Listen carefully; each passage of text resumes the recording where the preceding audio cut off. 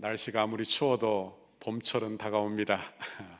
곧 따뜻하고 그리고 마음이 따뜻하고 그리고 새싹이 돋는 그런 아름다운 계절이 우리에게 있는 줄 믿습니다. 이 겨울철 잘 보내시고 또 건강하게 또 하나님 주시는 은혜 받아 보내는 여러분 되시기를 바랍니다. 우리가 봉독한 이 말씀을 가지고 두려움을 극복하는 삶의 제목으로 말씀의 은혜를 같이 나누겠습니다. 따라합시다. 두려움을 극복하는 삶. 두려움을 극복하는 삶. 한 생명이 태어나면 그 가정에 큰 기쁨이 됩니다. 그런데 더 큰 기쁨은 뭐냐? 그 아이가 자라나는 모습을 보는 거예요. 아이가 처음 발걸음을 떼고 걸음마를 할 때 얼마나 기뻐요. 아이가 처음 엄마, 아빠 할 때 얼마나 신기합니까? 그게 큰 기쁨이죠. 아이가 처음 가방을 메고 학교에 가요. 얼마나 뿌듯하고 얼마나 좋습니까? 아이가 그 다음 상급 학교에 올라갑니다. 그럼 얼마나 좋은지, 내가 잘 키웠구나, 그리고 내 그늘 아래서 아이들이 잘 크는구나, 이런 생각을 하며 마음에 감사, 기쁨, 그런 은혜가 우리에게 있다 하는 것입니다. 여러분, 그리스도인도 마찬가지예요. 그리스도인도 예수 믿어 하나님의 자녀가 되고 새 생명을 얻는 것도 하나님께 큰 기쁨이 돼요. 그러나 성도가 예수 믿어 믿음으로 장성하고 성숙하는 것은 하나님께 더할 나위 없는 큰 기쁨, 큰 감사가 된다 하는 그런 말씀입니다. 여러분, 살아있는 것들은 다 성장해야 할 줄 믿습니다. 살아있는 교회 성장해야 합니다. 여러분, 살아있는 성도 자라나야 하는 것입니다. 그런데 성장을 가로막는 그런 장애물이 있어요. 사단의 함정이 있어요. 우리가 지난 시간은 죄의 문제를 다루었는데 오늘은 두 번째 시간으로 두려움에 대하여 묵상을 하고자 합니다. 여러분, 인생을 살면서 우리는 사건, 사고, 문제 이런 걸 당하고 살아요.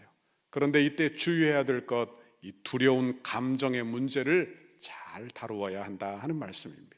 두려운 감정을 이겨내지 못하면 인생이 무너져요. 판단이 무너져요. 결국에는 아무것도 할 수 없는 지경에 이르기도 하는 것입니다. 그런데 이 두려움이 어디에서 시작되었는지를 먼저 알아야 하는 거예요. 이 두려움은 어디에서부터 왔느냐? 죄를 지은 인류에게서부터 처음 시작한 것이 바로 두려움이에요. 그러니까 두려움이 찾아오면 그 직접적인 원인은 바로 죄의 문제라는 것을 우리가 깨달아야 하는 것입니다. 신앙생활이 무엇인가요? 한번 생각해 보십시오. 신앙생활은 예수 믿어 죄사함 받는 것인 줄 믿습니다. 신앙생활은 구원받는 거예요. 죄에서의 구원. 그러니까 죄로 말미암아 오는 불안과 공포, 두려움, 이것도 죄로 말미암아 오는 것이기 때문에 복음이 선포되고 하나님의 은혜가 선포되면 여러분, 죄와 더불어 두려움도 해결되는 줄 믿습니다. 이런 은혜를 우리에게 주시는 거예요. 그러므로 성도가 예수 믿으면 두려움이 떠나가고 어두움이 물러가고 그리고 하나님 주시는 평강의 은혜, 여러분 감사의 은혜가 우리에게 찾아오는 줄 믿습니다. 성도가 자라난다. 성도가 자라나. 그건 어떤 의미냐? 여러분, 두려움을 극복한다는 의미가 되는 것이고 두려움을 극복하고 평강의 자리로 성숙의 길로 나간다는 것을 의미한다 하는 말씀입니다. 오늘 본문에 베드로가 나와요. 그런데 베드로는 두려움을 극복한 인생입니다. 두려움을 극복한 인생, 그리고 담대함을 얻은 인생이에요. 오늘 본문에 보니까 베드로가 복음을 전하는데 복음을 전하지 못하게 하는 유대의 관원들을 만나 담대하게 복음을 전하고 있어요. 그런데 조금 전만 해도 한 장만 이렇게 넘겨도 뒤로 가면 이 베드로는 그런 사람이 아니에요. 두려움에 가득한 사람이요, 예수님께서 십자가에서 죽으실 때 그는 예수를 저주하기까지 부인한 사람이에요. 그냥 겁쟁이에요. 겁쟁이, 두려워 떨던 사람이에요. 그리고 자기 고향으로 숨어버린 사람이에요. 그런 그가 사도행전에 보니까 담대하게 나오는 것입니다. 두려움을 극복한 사람으로, 믿음의 사람으로 등장하고 있는 거예요. 그러면 베드로가 어떻게 두려움을 극복할 수 있었을까 하는 것입니다. 저와 여러분도 두려움을 극복하시기를 바랍니다. 내 안에 찾아오는 두려움, 염려, 이걸 극복해야 하는 거예요. 그래야 믿음의 성숙으로 나가게 되는 것입니다. 첫 번째, 베드로의 담대함은 성령 충만함 때문입니다. 사도행전 4장 8절, 이에 베드로가 성령이 충만하여 이렇게 말해요. 성령이 충만하여. 또 13절에 보니까 이렇게 말해요. 그들이 베드로와 요한이 담대하게 말함을 보고 이렇게 말해요. 그러니까 성령이 충만하여 그 결과 담대한 말이 나왔다는 이야기를 하는 것입니다. 원래 그들은 누구냐? 원래 그들은 무식한 사람들이에요. 비천한 어부들인 것입니다. 그런데 그 담대함이 어디에서 생겼느냐? 성령 충만함에서부터 담대함이 나오더라 하는 것입니다. 그러니까 성령이 임하면 영적인 사실을 깨달아요. 그러니까 내 마음에 열려, 영안이 열려, 여러분 두려움의 실체를 보게 되고, 그리고 살아계신 하나님을 만나게 되는 것입니다. 그러면 여러분 두려움이 떠나가고 평강이 임하게 되는 줄 믿습니다. 사실 두려움이라고 하는 것은 하나님이 주시는 감정이 아니에요. 내가 예수 믿어 은혜 받으면 하나님이 평강 주시지 두려워 떨게 하시지 않는 줄 믿습니다. 디모데후서 1장 7절 읽어봅니다. 시작. 하나님이 우리에게 주신 것은 두려워하는 마음이 아니요 오직 능력과 사랑과 절제하는 마음이니. 그러니까 예수 믿으면 뭐가 떠나가요? 두려움이. 하나님이 주시는 마음은 두려워하는 마음이 아니에요. 여러분 두려워하는 마음은 종의 영인 것입니다. 로마서 8장 15절에 이렇게 말씀하고 있어요. 읽습니다. 시작. 너희는 다시 무서워하는 종의 영을 받지 아니하고 양자의 영을 받았으므로 우리가 아빠 아버지라고 부르짖느니라. 아멘. 여기 보니까 여러분 종의 영, 사단의 영을 무서워하는 종의 영이라고 말하고 있어요. 그러니까 내가 사단 마귀가 역사하면 사단 마귀가 주는 마음이 있는데 그 마음은 두려운 마음이에요. 염려하는 마음이에요. 근심의 마음이에요. 이건 하나님이 주시는 마음이 아니에요. 하나님께로부터 오는 마음이 아니에요. 내가 어느 날 어떤 일을 만나면 그저 마음이 막 두렵고 불안하고, 이건요 하나님이 주시는 마음이 아니라 하는 거예요. 그러니까 이 마음을 붙들면 돼요, 안 돼요? 안 되죠. 내가 이 마음을 붙들어 살면 나는 결국에 두려움 때문에 무기력해질 것입니다. 그러나 우리는 양자의 영 성령을 받은 줄 믿습니다. 성령 임하면 어떻게 되느냐? 내 안에 어둠이 물러가게 되는 줄 믿습니다. 어둠이 물러가게 되는 거예요. 그리고 하나님이 함께 하시면 분별력이 생기고 지혜가 생겨나게 되는 줄 믿습니다. 사단 마귀는 근본적으로 속이는 영이에요. 속이는 영. 그러니까 사단 마귀가 아담과 하와를 속이지 않았습니까? 지금도 우리를 찾아와 속이는 것입니다. 우리에게 어둠을 넣어주고 두려움을 넣어주고, 그리고 자욱하게 영적인 사실을 바라보지 못하게 하는 거예요. 그리고 무슨 문제가 생기면 이렇게 오해하게 하는 것입니다. 상황을 왜곡하게 하고 문제를 확대 해석하게 하고 여러분 두려움에 사로잡히게 하는 거예요. 그 결과 절망하고 무기력 속에 빠지게 하는 것, 이것이 바로 사단 마귀의 전략이라는 것을 우리가 기억해야 하는 거예요. 그러므로 두려움이 찾아오면 아셔야 되는 거예요. 지금 사단이 역사하고 있는 거예요. 내 마음속에 역사하고 있는 거예요. 성령이 역사하면 그 성령은 능력과 사랑과 평강으로 우리에게 역사하는 줄 믿습니다. 사단의 전략은 우리로 하여금 믿음으로 살지 못하게 하는 거예요. 여러분 믿음의 도전을 못하게 하는 것입니다. 여러분 그러나 성령 받아 성령으로 행하고 살면 여러분 담대함을 얻게 되는 줄 믿습니다. 평강을 얻게 되는 줄 믿습니다. 사무엘상 17장에 보면 이스라엘과 블레셋이 전쟁을 벌이고 있어요. 그런데 그때 거대한 장수 골리앗이 나옵니다. 그런데 그 키가 어느 정도 되느냐? 정확하게 따지면 2m 92. 그죠? 그러니까 2m 92. 그러니까 거의 3m가 되는 그 키. 그러니까 거구죠. 거인이죠. 그리고 그가 갑옷을 입었는데 갑옷의 무게만 57kg. 여기 57kg의 성도들 계시죠? 57kg 갑옷을 입었어요. 그리고는 창을 들었는데 창이 얼마나 큰지 배틀채 같았다, 이렇게 기록하고 있는 거예요. 그런데 인상도 험악하고 그 등치도 험악한데 말도 험악하게 하는 거예요. 막 욕을 하고 하나님을 저주하고 하나님의 백성들을 저주해. 그러니 이스라엘 군대가 두려워 떨고 있는 것입니다.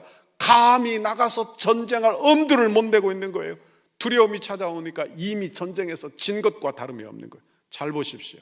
두려움이 찾아오면 믿음으로 행할 엄두를 못 내요. 그러니 나는 끝난 거예요. 두려움이 우리 안에 찾아오면 끝난 거예요. 그때 어린 소년 다윗이 나타나는 것입니다. 다윗은 10대 청소년이에요. 그런데 우리가 잘 알듯이 다윗이 물맷돌 하나로 골리앗을 쓰러뜨리지 않습니까? 결과적인 것으로 보면 골리앗은 우리가 생각하는 것보다 엄청난 두려운 존재가 아니라는 걸 알게 되는 거예요. 그러니까 허망한 존재, 두려움의 허상, 허상이라는 거예요. 여러분, 골리앗은 그런 의미에서 사단의 전형을 보여주는 것입니다. 사단 마귀는요, 허상이에요.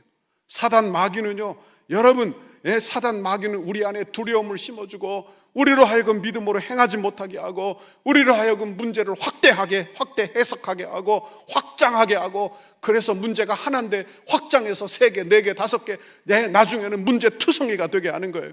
여러분, 현실을 왜곡하게 하는 거예요. 아무것도 아닌데 죽을 것 같아요. 사단 마귀가 역사, 아무 일도 일어나지 않았는데 망한 것 같아요. 여러분, 그런 일이 벌어지는 거예요. 여러분 원하기는 사단 마귀가 역사하지 못하도록 두려움을 잘 관리하는 여러분의 신앙생활 되기를 간절히 바랍니다. 출애굽 당시에 이스라엘 백성들이 그러했어요. 이스라엘 백성들은 하나님의 능력을 매일매일 경험했습니다. 홍해를 육지같이 건넜어요. 매일매일 만나의 기적을 보고 만나로 배불렀어요. 구름기둥, 불기둥으로 인도하심 받았어요. 반석에서 물이 나왔어요.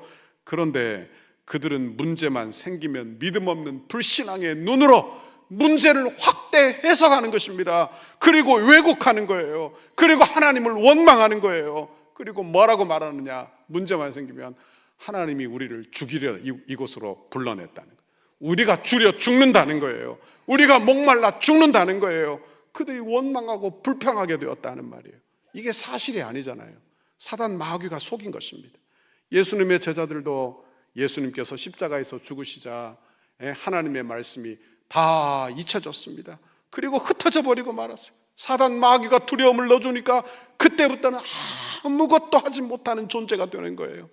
그러나 성령이 임하자 하나님의 역사가 일어나는 줄 믿습니다. 하나님의 역사가 일어나는 거예요. 사도행전 4장 13절, 그들이 베드로와 요한이 담대하게 말함을 보고 담대해졌어요. 담대해졌어요. 그걸 누가 봤느냐? 그들, 유대인들이 보게 되는 거예요. 담대한 거예요. 여러분, 그러므로 두려움이 임하면 기도하시기를 간절히 바랍니다. 내 안에 막 두려움이 찾아와요. 어느 날 일어났는데 가슴이 두근두근 거리고 큰일 날 것 같고, 내가 직장에서 어떻게 쫓겨날 것 같고, 이러다가 내가 죽을 것 같고, 여러분 그런 생각이 들거든 하나님께 엎드려 기도하시기를 바랍니다. 성령을 구하시기를 바랍니다. 왜? 내 인생은 하나님의 손에 달렸어요. 내 인생은 하나님의 손에 달렸다고요. 그러므로 성령 충만하면 영적 분별력이 생겨나게 되는 줄 믿습니다. 환경에 눌리지 않고 하나님의 지혜를 받아 담대하게 되는 줄 믿습니다. 그리고 지혜로운 말을 하게 되는 거예요. 지혜로운 말. 사단 마귀가 역사하면 어리석은 말을 해요. 망하는 말을 해요. 죽었다, 큰일 났다, 이제 망했다, 이런 말을 하는 거예요. 그러나 성령이 임하면 믿음의 말을 하는 것입니다. 빌립보서 4장 13절, 내게 능력 주시는 자 안에서 내가 모든 것을 할 수 있느니라. 아멘. 여러분, 이런 은혜를 주시는 거예요. 여러분 은혜 받아, 성령 받아 두려움을 물리치시는 여러분의 신앙생활 되시기를 간절히 바랍니다. 신앙생활은요, 두려움이 찾아오면 아이고 좋습니다, 두려움을 받아들이는 것이 아니라 하나님의 은혜 받아 두려움을 밀어내야 하는 것입니다. 두려움을 물리쳐야 하는 것입니다. 담대함을 얻기를 바랍니다. 둘째로, 베드로는 하나님만을 두려움의 대상으로 알았습니다. 사람은 두려움의 대상을 예배해요. 잘 들으십시오. 사람은 두려움의 대상을 예배해요. 그러니까 내가 자녀를 두려워해. 아이고 어떻게 될까봐, 늘 어떻게 될까봐, 이렇게 자녀를, 그러면 자녀가 두려움의 대상이 되면 자녀를 양육하지 못하고 자녀를 예배해요. 자녀를 섬기게 된다는 이야기를 하는 거예요. 내가 물질을 두려워해. 아이고 아까워서 어떡하지? 아이고 이러다가 내가 노년이 어떻게 되는 거 아니야? 그럼 어떻게 되느냐? 물질을 다스리지 못하고 물질을 예배해요. 물질을 숭배하게 되는 거예요. 물질의 만능주의가 되는 것이죠. 건강이 중요해요. 그러나 건강이 두려워. 아이고 큰일 났다, 이렇게 생각하면 건강을 준다고 하면 뭐든지 다 하는 거예요. 뭐든지 다 하는 것이죠. 여러분 잘 들으십시오. 성도는 두려워할 대상이 하나님 내 아버지이신 줄 믿습니다. 하나님 내 아버지이신 줄 믿습니다. 하나님께 달려있는 거예요. 내 인생도 내 생명도 내 건강도 내 자녀도 여러분 하나님의 손에 달려있는 줄 믿습니다. 그러니 하나님 두려워하고 사는 것이 우리의 신앙생활이에요. 이게 우리의 신앙생활이에요. 우리는 하나님을 예배하는 자예요. 여러분 하나님 섬기는 저와 여러분의 신앙생활 되기를 간절히 바랍니다. 베드로가 공회의 지도자들이 복음을 전하지 못하게 해요. 그러자 담대하게 이렇게 말합니다. 19절에 같이 읽어봅니다. 시작. 베드로와 요한이 대답하여 이르되 하나님 앞에서 너희 말을 듣는 것이 하나님의 말씀을 듣는 것보다 옳은가 판단하라. 아멘. 전에는 어땠어요? 베드로가 여종이 와서 너도 그 당이다. 그러니까 베드로가 저주하기까지 부인했어요. 저주하기까지 모른다. 그런데 지금 성령 충만하니까 하나님의 은혜를 받으니까 어떻게 합니까? 자기의 두려움의 대상을 이제 아는 거예요. 내가 너희 말을 듣겠느냐? 하나님 말씀을 듣겠느냐? 네가 판단을 하라는 거예요. 그러니까 믿음이 강해지면 하나님을 믿음의 대상으로 알아요. 그분의 다스림을 인정하게 되는 거예요. 상황이 커 보이지 않고 하나님이 커 보이는 것입니다. 그러나 반대로 믿음이 약해져요. 그럼 어떻게 될까요? 내 문제가 커 보이는 것입니다. 하나님이 보이지 않아요. 하나님이 생각도 안 나요. 말씀이 기억도 안 나는 거예요. 여러분, 그리고 상황을 섬기게 된다. 상황을 섬겨서는 문제 해결을 못 얻는다 하는 것입니다. 이스라엘의 초대 왕이었던 사울 왕을 기억하시죠? 사울 왕은 처음 왕이 될 때는요, 성령 충만해, 겸손해요. 여러분, 지혜로운 왕이었어요. 그러나 그가 마음에 욕심이 들어오고 마음이 악신이 찾아오게 되자 하나님의 성령이 떠났다고 이야기해요. 그러자 증상이 나타났는데 첫 번째 나타난 증상이 두려움이에요. 무서워 벌벌벌벌 떨고 있는 거예요. 자기 왕권을 빼앗길까 봐, 자기 나라를 빼앗길까 봐, 다윗에게 자기 나라를 빼앗길까 봐 전전긍긍하는 것입니다. 여러분 보십시오. 그가 왕된 것은 그가 잘나서인가요? 아니에요. 하나님이 택하심으로 왕이 된 것입니다. 그런데 두려움이 임하자 그것을 잊어버리고 자기 왕권을 지키기 위하여 수단과 방법을 가리지 않는 거예요. 수단과 방법을 가리지 않아요.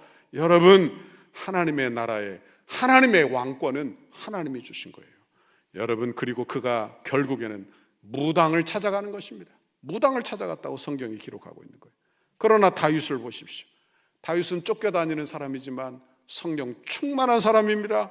분별력을 잃지 않았어요. 그러니 오히려 담대합니다. 오히려 자유합니다. 오히려 자비를 베푸는 사람이 되는 거예요. 여러분 원하기는 성령 충만하여 여러분도 여러분 자유하고 담대하고 자비를 베푸는 사람 여러분 모두가 되시기를 간절히 바랍니다. 마귀는 우리 안에 두려움을 넣어 우리의 마음을 조장합니다. 바꾸어 놓는 거예요. 상황을 왜곡합니다. 상황을 왜곡해요. 하나님 바라보지 못하도록, 믿음으로 살지 못하도록, 두려워 떨도록, 환경을 크게 확대하도록, 내 인생의 문제가 하나인데 열인 것처럼 생각하도록 사단 마귀의 전략을 잘 알아야 하는 거예요. 겁을 잔뜩 먹게 하는 것입니다. 겁을 잔뜩 먹게 하는 거예요. 그리고는 스스로 물러나게 하는 거예요. 스스로 믿음의 도전을 하지 못하도록 스스로 물러나게 하는 거예요. 여러분, 그러나 사실 모든 상황은 사단 마귀에게 달려있는 것이 아니라 하나님의 절대 주권 아래에 있는 줄 믿습니다. 이게 영적인 사실이에요. 이게 영적인 사실. 사단 마귀는 하나님의 손에 있는 것을 하나도 빼앗을 수 없는 줄 믿습니다. 하나도 빼앗을 수 없어요. 그저 유혹하고 미혹할 뿐인 것입니다. 그런데 영적인 사실을 바라보지 못하면 이 세상이 다 자기 뜻대로 되고 있는 것 같아 보이는 거예요. 그러면 두렵죠. 그때부터는 두려워요. 여러분, 원하기는 성도는 하나님 바라보아 하나님을 높게 바라보아 영적 분별력을 얻어야 할 줄 믿습니다. 영적 분별력을 얻으시기를 바랍니다. 두려워 떨지 말고 영적 분별력을 얻어 새해도 승리하고 살기를 간절히 바랍니다. 사도행전 27장에 보면 바울이 사로잡혀 로마로 호송되어 가고 있습니다. 바울이 탄 배가 유라굴로라고 하는 광풍을 만나게 되는 거예요. 얼마나 광풍이 심한지 사람들이 두려워서 자기가 가지고 있는 물건을 다 버렸어요. 죽으면 무슨 소용이 있겠어요? 물건이건 자기 소중한 것들 다 버리게 되는 것입니다. 그리고 나중에는 배에 있는 집기까지 다 버렸어요. 그러니까 살 소망을 다 버린 거예요. 죽는데 뭐가 중요하겠어요? 사는 것이 중요한 것이죠. 여러분, 그런데 이 두려움의 현장에 죄수 바울이 있는데 이 죄수 바울은 평안해요. 왜 평안하냐? 그는 하나님이 나타나 그가 로마로 갈 것을 말씀해 주셨기 때문이에요. 그러자 평안한 것입니다. 그리고는 그 죄수가 일어나 믿음의 말로 그들을 다 진정시키는 거예요. 사도행전 27장 22절 읽어봅니다. 시작. 내가 너희를 권하노니 이제는 안심하라. 너희 중 아무도 생명에는 아무런 손상이 없겠고 오직 배뿐이리라. 그래요. 여러분, 가정 안에 믿음의 사람이 있으면요, 자녀들을 안심시킵니다. 믿음의 배우자가 있으면 자녀를 안심시키고, 여러분 내 남편을 안심시키고 내 배우자를 안심시키는, 믿음은요 우리에게 평강을 주는 거예요. 절대적으로 평강을 주는 거예요. 그러니까 믿음을 가진 사람, 기도하는 사람은 옆에 있으면 괜찮아, 하나님이 도와주셔, 하나님이 함께 하셔, 이렇게 서로에게 위로를 주는 거예요. 그런데 성령 역사하지 않고 사단 마귀가 역사하면 말 한마디로 그냥 사람의 마음이 불안해요. 한마디만 들으면 불안해. 그냥 불안해서 살 수가 없다, 이 말을 하는 거예요. 여러분 원하기는 여러분은 안심시키는 사람, 사도 바울과 같은 사람 되시기를 간절히 바랍니다. 아무리 풍랑이 내리쳐도, 아무리 고난이 깊어도 두려움에 사로잡히지 않는 평강, 그 평안을 여러분에게 주시기를 간절히 바랍니다. 로마서 8장 31절 읽습니다. 시작. 그런즉 이 일에 대하여 우리가 무슨 말을 하리요? 만일 하나님이 우리를 위하시면 누가 우리를 대적하리요? 여러분, 이런 배짱이 여러분에게 있기를 간절히 바랍니다. 하나님이 나와 함께 하시는데 무슨 일이 있겠어? 아멘. 하나님이 나와 함께 하시는데 무슨 일이 있겠어? 아멘. 그 믿음이, 그 배짱이 우리에게 있어야 하는 거예요. 이건 사도 바울만의 배짱이 아니에요. 믿는 사람들 모두가 가지고 있는 그런 믿음의 담력인 것입니다.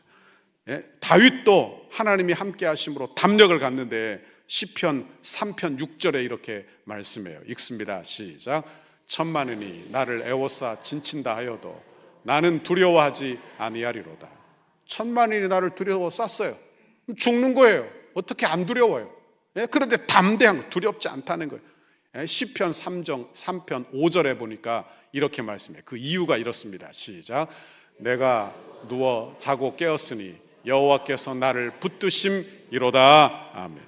하나님이 붙들어 주시면 된다, 이 믿음을 가지고 있는 거예요. 하나님이 함께 하시면 된다는 거예요. 천만인이 에워쌌는데 누워 자고 깨었다는 거예요. 세상에 이런 평안한 사람, 이런 태평한 사람이 어디 있겠어요? 여러분 원하기는 상황이 아무리 어려워도 하나님이 여러분을 붙드시면 평안한 줄 믿습니다.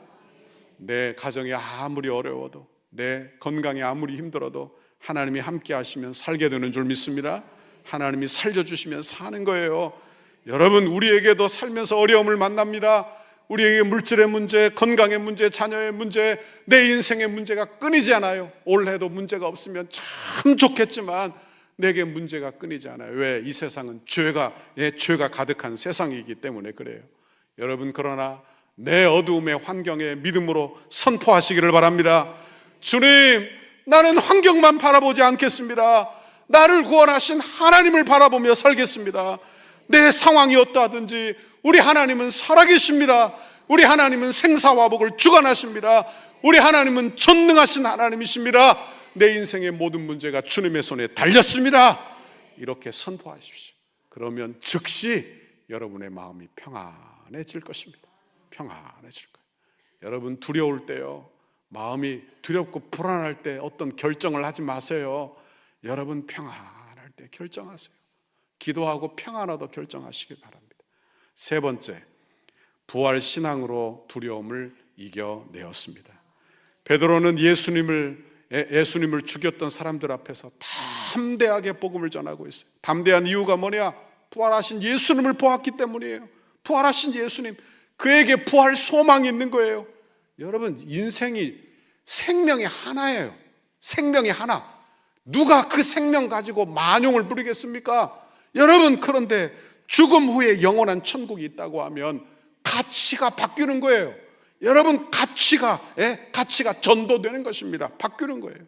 여러분 원하기는 그런 은혜 여러분에게 주시기를 간절히 바랍니다. 여러분 세계 가장 최고의 부자였던 록펠러 이야기를 여러분에게 들려드리고자 합니다. 록펠러는 이게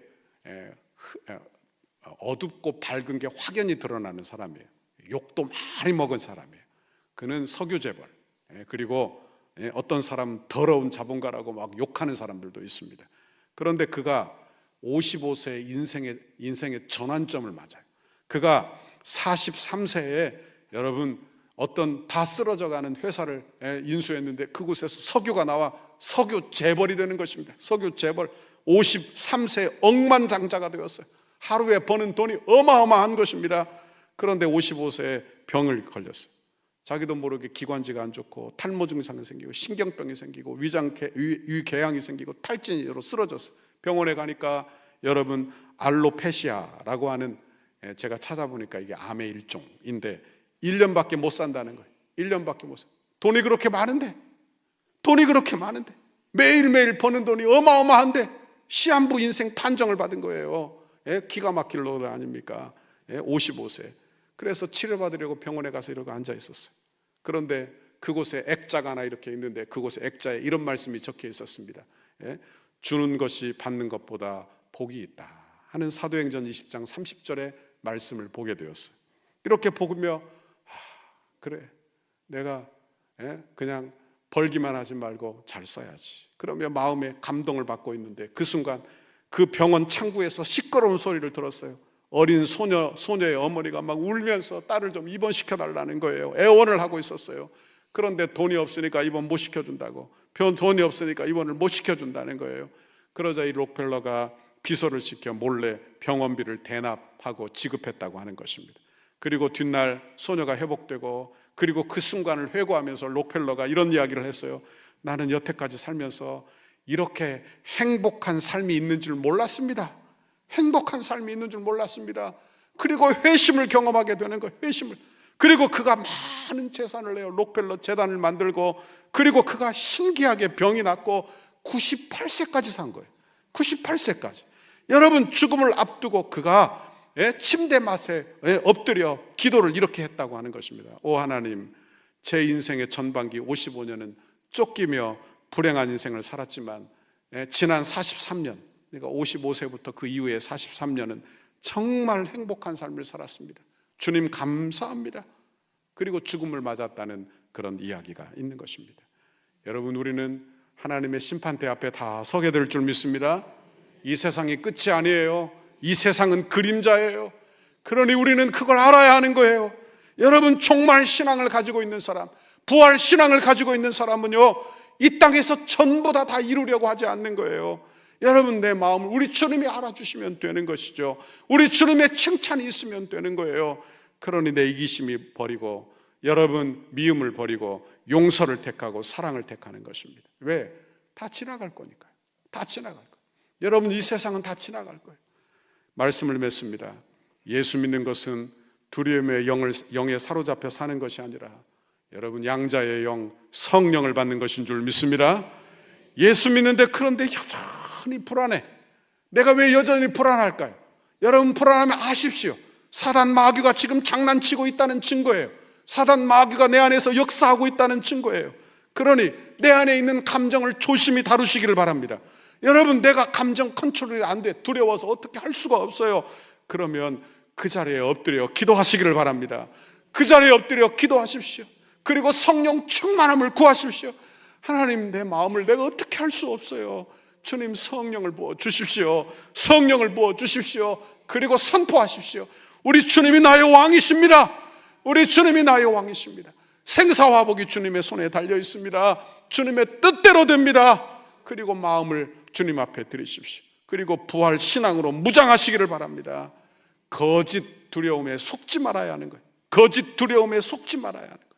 여러분, 두려움 앞에 서 있다면 믿음으로 선포하는 여러분의 신앙생활 되기를 간절히 바랍니다. 주여, 내가 거짓 두려움에 속지 않게 해주십시오. 성령 충만함을 주십시오. 전능하신 하나님을 고백하며 살게 해주십시오. 성령 받아 평안하게 해주십시오. 두려움, 하나님만 두려워하며 살게 해주십시오. 그렇게 고백하는 여러분의 신앙생활 다 되시기를 주님의 이름으로 축원합니다. 담대함을 얻는 이번 한 주간 되시기를 바랍니다. 이런 귀한 은혜 얻으시기를 주님의 이름으로 축원합니다.